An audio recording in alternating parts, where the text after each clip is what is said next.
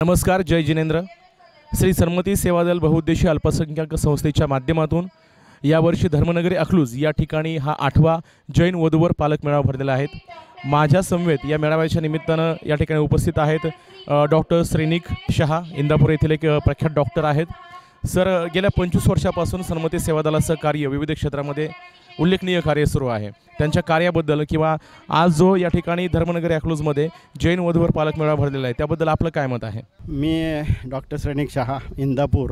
Me federation of होमवर्ड जैन समाजाचा राष्ट्रीय अध्यक्ष म्हणून काम केलेलं आहे। मिहिर गांधी हे आमचे जवळचे सहकारी आहेत आणि गेले 35 वर्ष जे काही कार्य करतात ते जवळून पाहणारा आणि जवळून मार्गदर्शन करणारे आम्ही आहोत।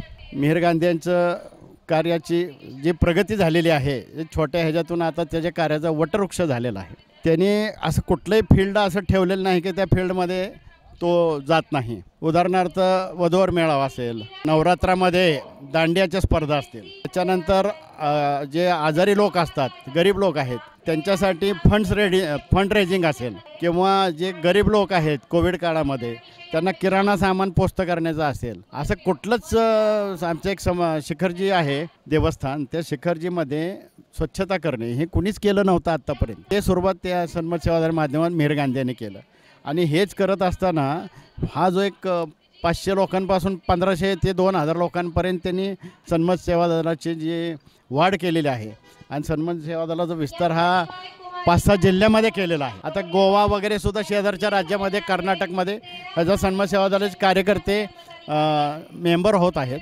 आणि हा जो त्यांनी एक ग्रुप जमवलेला आहे ते आमच्या समाजामध्ये एवढं कार्य करणारा दुसरा कुणीच नाही। त्यामुळं मिहिर गांधी आणि त्यांचं आताचे मनीष शहा सध्याचे अध्यक्ष आणि सर्व बाकीचे जे कार्यकर्ते आहेत त्यांची जी टीम आहे त्या सर्व टीमचं अभिनंदन आहे। हा मेळावा अतिशय यशस्वी झालेला आहे, कारण 200 मुली आणि 216 मुलं इक्वल कधीच होत नाही। 200 मुलं असतील तर 100सुद्धा मुली नसतात इतर ठिकाणी। त्यामुळं हा मेळावा अतिशय यशस्वी झालेला आहे।